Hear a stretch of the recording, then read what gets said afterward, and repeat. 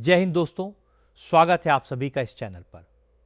दोस्तों, देश भर के लाखों केंद्रीय कर्मचारी और पेंशन धारकों की निगाहें इस समय केंद्र सरकार से जुड़े उन महत्वपूर्ण फैसलों पर टिकी हुई हैं जिनका सीधा असर उनकी सैलरी, पेंशन, महंगाई भत्ता, महंगाई राहत और भविष्य की आर्थिक स्थिति पर पड़ सकता है।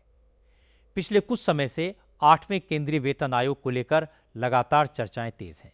सोशल मीडिया पर तरह तरह के दावे किए जा रहे हैं, कई वीडियो में अलग अलग तारीखें बताई जा रही हैं और कई जगह ऐसे आंकड़े भी बताए जा रहे हैं जिनकी अभी तक आधिकारिक पुष्टि नहीं हुई है। इसलिए आज के इस वीडियो में हम केवल उन्हीं जानकारियों पर बात करेंगे जो आधिकारिक प्रक्रियाओं, सार्वजनिक रूप से उपलब्ध सूचनाओं और कर्मचारियों व पेंशन धारकों की मांगों के आधार पर समझी जा सकती हैं। यदि आप केंद्र सरकार के कर्मचारी हैं, पेंशन धारक हैं या आपके परिवार में कोई सरकारी सेवा से जुड़ा हुआ है तो ये जानकारी आपके लिए उपयोगी हो सकती है। वीडियो शुरू करने से पहले आपसे एक छोटी सी गुजारिश है कि अगर आप चाहते हैं कि आपको सरकारी कर्मचारियों, पेंशन धारकों, पूर्व सैनिकों और सरकारी योजनाओं से जुड़ी विश्वसनीय जानकारी सबसे पहले मिलती रहे तो वीडियो को लाइक जरूर करें और नीचे दिए गए सब्सक्राइब बटन को दबाकर चैनल से जुड़ जाएं। आपका एक लाइक और एक सब्सक्रिप्शन हमें बेहतर और तथ्य आधारित जानकारी आप तक पहुंचाने के लिए प्रेरित करता है। दोस्तों, सबसे पहले बात करते हैं 8वें केंद्रीय वेतन आयोग की। हर नए वेतन आयोग के गठन के बाद कर्मचारियों और पेंशन धारकों की सबसे बड़ी उम्मीद यही रहती है कि उनकी आय में ऐसा सुधार हो जिससे बढ़ती महंगाई के बीच आर्थिक संतुलन बना रहे। इस समय भी स्थिति कुछ ऐसी ही है। अलग अलग कर्मचारी संगठन अपनी अपनी मांगें आयोग के सामने रख रहे हैं। कई संगठन फिटमेंट फैक्टर बढ़ाने की मांग कर रहे हैं तो कुछ संगठन न्यूनतम वेतन और न्यूनतम पेंशन में वृद्धि की बात कर रहे हैं।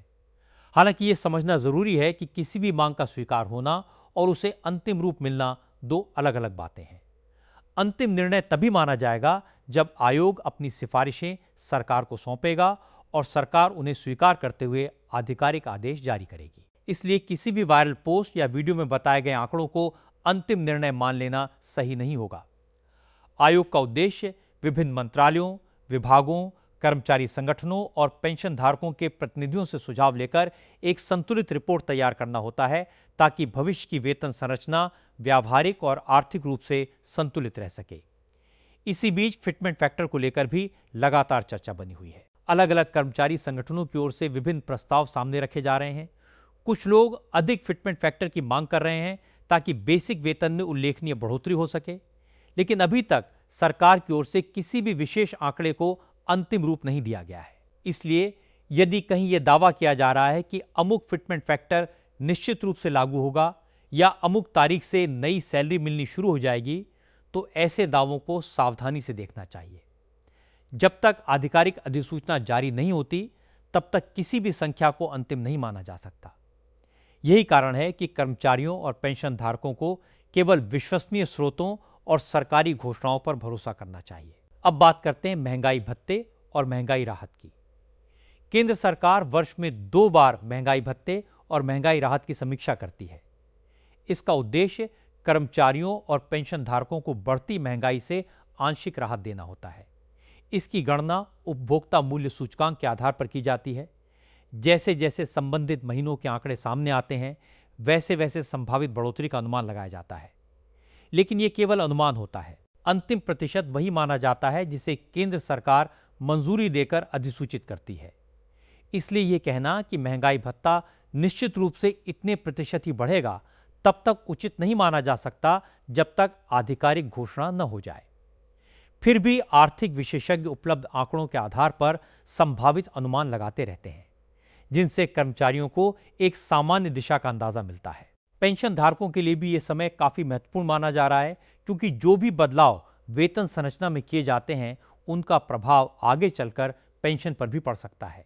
यदि भविष्य में कोई नई सिफारिश लागू होती है तो उसका लाभ नियमों के अनुसार पात्र पेंशन धारकों को भी मिल सकता है, लेकिन इसका स्वरूप क्या होगा ये पूरी तरह आयोग की सिफारिशों और सरकार के अंतिम निर्णय पर निर्भर करेगा। इसलिए अभी किसी भी संभावित लाभ को निश्चित मान लेना उचित नहीं होगा।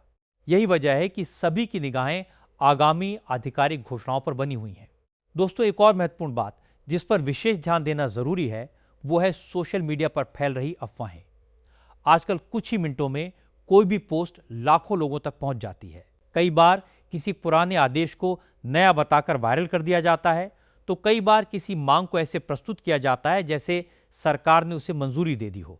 ऐसे में यदि आप बिना जांचे परखे किसी जानकारी पर भरोसा कर लेते हैं तो बाद में निराशा भी हो सकती है। इसलिए हमेशा संबंधित मंत्रालय, विभाग या अधिकृत सरकारी स्रोत से जारी जानकारी को ही अंतिम मानें। यही सबसे सुरक्षित और सही तरीका है। अगर आपको ये जानकारी उपयोगी लग रही है तो एक बार फिर वीडियो को लाइक जरूर करें, और यदि अभी तक आपने हमारे चैनल को सब्सक्राइब नहीं किया है तो तुरंत सब्सक्राइब कर लीजिए। यहाँ आपको कर्मचारियों, पेंशन धारकों, सरकारी योजनाओं और महत्वपूर्ण सरकारी अपडेट से जुड़ी जानकारी सरल भाषा में और तथ्यों के आधार पर उपलब्ध कराई जाती है। दोस्तों, अब बात करते हैं उन महत्वपूर्ण विषयों की जिनका इंतजार केवल कर्मचारी ही नहीं बल्कि लाखों पेंशन धारक भी कर रहे हैं। सबसे पहले चर्चा महंगाई भत्ते और महंगाई राहत की। जैसा कि आप जानते हैं कि केंद्र सरकार समय समय पर उपभोक्ता मूल्य सूचकांक के आधार पर महंगाई भत्ते और महंगाई राहत की समीक्षा करती है। जब भी नए आंकड़े सामने आते हैं तो कर्मचारियों और पेंशन धारकों के बीच ये जानने की उत्सुकता बढ़ जाती है कि अगली बढ़ोतरी कितनी हो सकती है। हालांकि अंतिम निर्णय सरकार की मंजूरी के बाद ही लागू माना जाता है, इसलिए जब तक आधिकारिक आदेश जारी न हो जाए तब तक किसी भी संभावित प्रतिशत को अंतिम मानना उचित नहीं होगा। विशेषज्ञ उपलब्ध आर्थिक आंकड़ों का विश्लेषण करके अनुमान जरूर लगाते हैं, लेकिन वास्तविक लाभ वही होगा जिसकी घोषणा सरकार करेगी। यही कारण है कि हर कर्मचारी और पेंशन धारक को आधिकारिक अधिसूचना का इंतजार करना चाहिए और सोशल मीडिया पर वायरल किसी भी अपुष्ट जानकारी पर आंख बंद करके भरोसा नहीं करना चाहिए। अब बात करते हैं पेंशन धारकों से जुड़ी एक महत्वपूर्ण व्यवस्था की, जिसे पेंशन अदालत के नाम से जाना जाता है। समय समय पर विभिन्न विभागों द्वारा ऐसे आयोजन किए जाते हैं जिनका उद्देश्य लंबित पेंशन संबंधी शिकायतों का समाधान करना होता है। यदि किसी पेंशन धारक की शिकायत लंबे समय से लंबित है और सामान्य प्रक्रिया से उसका समाधान नहीं हो पाया है तो ऐसे अवसर उसके लिए उपयोगी साबित हो सकते हैं। ऐसे आयोजनों में संबंधित अधिकारी शिकायतों की समीक्षा करते हैं और नियमानुसार समाधान का प्रयास करते हैं। इसलिए जिन पेंशन धारकों की समस्याएं लंबे समय से लंबित हैं, उन्हें अपने विभाग द्वारा जारी आधिकारिक सूचना पर नजर रखनी चाहिए और निर्धारित प्रक्रिया के अनुसार अपनी शिकायत प्रस्तुत करनी चाहिए। दोस्तों, इन दिनों सोशल मीडिया पर 18 महीने के एरियर को लेकर भी कई तरह के दावे किए जा रहे हैं। कहीं कहा जा रहा है कि मंजूरी मिल गई है तो कहीं भुगतान की तारीखें भी बताई जा रही हैं। लेकिन जब तक सरकार की ओर से कोई आधिकारिक आदेश जारी नहीं किया जाता तब तक ऐसे दावों को सही नहीं माना जा सकता। किसी भी आर्थिक लाभ, एरियर या वेतन संशोधन से जुड़ी जानकारी का आधार केवल सरकारी अधिसूचना ही होनी चाहिए। इसलिए अफवाहों से बचें और किसी भी खबर को साझा करने से पहले उसकी पुष्टि अवश्य करें। इसी तरह 8वें वेतन आयोग को लेकर भी कर्मचारियों की उम्मीदें लगातार बनी हुई हैं। हर कर्मचारी चाहता है कि उसकी आय बढ़े, महंगाई के प्रभाव को कम करने के लिए बेहतर वेतन संरचना मिले और भविष्य आर्थिक रूप से अधिक सुरक्षित हो। वहीं पेंशन धारकों की भी यही अपेक्षा है कि यदि भविष्य में कोई नई व्यवस्था लागू होती है तो उन्हें भी नियमानुसार उसका लाभ मिले।